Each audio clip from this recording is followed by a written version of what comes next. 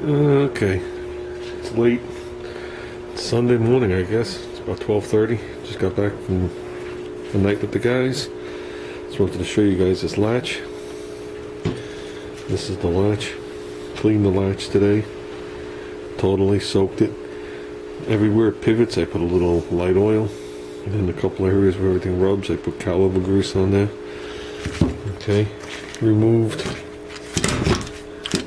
the arm. Here's the arm. Ground off the head. Just changed it and just put a bead of weld across it. So, nice, works beautiful. So, and then the striker. There's the striker.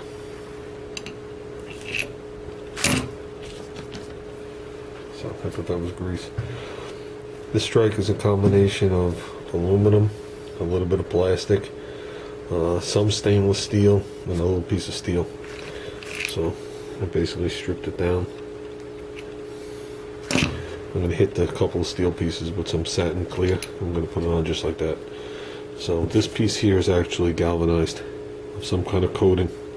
So the pieces that you see cleaned aren't going to rust. So I think we did good.